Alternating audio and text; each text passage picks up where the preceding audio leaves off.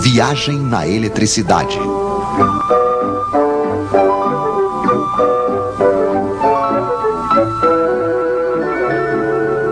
Entre menos e mais. Senhores conceituados em uma certa época descobriram a eletricidade. Eles tinham rodelas de metal e de pano molhadas em um ácido, que eles empilhavam umas sobre as outras. Isto fazia uma pilha de rodelas, uma pilha elétrica. Então eles disseram: a eletricidade deve ser alguma coisa que sai por um fio e entra por outro. Então eles escreveram mais de um lado e menos do outro, e decidiram que a eletricidade ia do mais para o menos. Mas tudo isso ao acaso. Para saber ao certo, seria preciso ver de perto os átomos dos fios. Hoje, graças a nossas câmeras especiais, estamos habilitados para apresentar-lhes aqui alguns átomos que nos deram a honra de vir em nossos estúdios para nos explicar. Um átomo é, antes de tudo, um núcleo com cargas elétricas mais. Em torno, vem girar cargas elétricas menos. São os elétrons. Quando existe a mesma quantidade de menos que de mais, as cargas elétricas se anulam. O átomo é eletricamente neutro. Mas os elétrons adoram passear. Então, assim que falta um elétron, há uma carga a mais que não é mais anulada. O átomo não é mais neutro. Ele se torna positivo. E quanto mais lhe falta elétrons, mais o átomo é positivo. Ele só terá uma vontade, o átomo, claro, que é a de recuperar elétrons.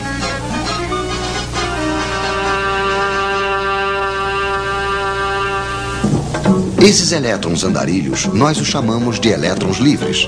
Só que esses elétrons que andam ao acaso não são os que produzem eletricidade útil. Mas suponhamos que temos dois fios de cobre e entre os dois uma espécie de aspirador de elétrons. De um lado, teremos muitos elétrons livres. É o lado menos. Do outro lado, faltará. Onde os átomos são positivos, é o lado mais. Existe entre os dois fios aquilo que chamamos de diferença de potencial, de volts.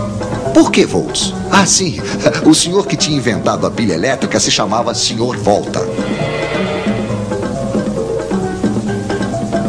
E quanto mais elétrons faltar de um lado, maior se torna a diferença de potencial, mais volts há. Ao longo dos fios, os átomos certamente só terão uma vontade: recuperar os elétrons que estão no outro fio. Vamos deixar os elétrons passarem. Vamos fazer-lhes uma passagem, mas estreitíssima. O filamento de uma lâmpada, por exemplo.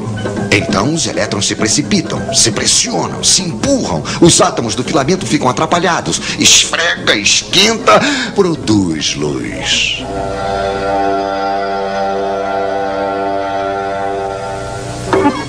Temos uma corrente de elétrons que vai do menos para o mais.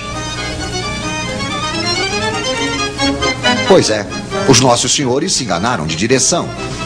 É verdade que eles não sabiam ainda o que eram os elétrons. De um lado, então, uma bomba a elétrons, um gerador.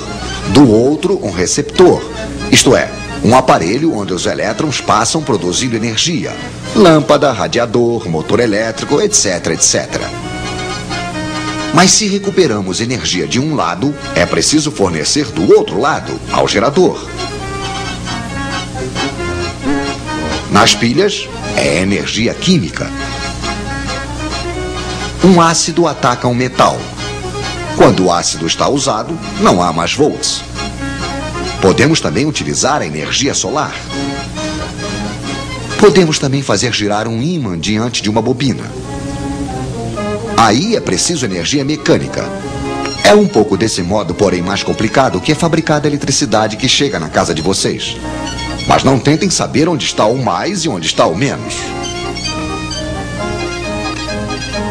É uma corrente que muda de sentido o tempo todo, a corrente alternada. Mas voltaremos a falar disso.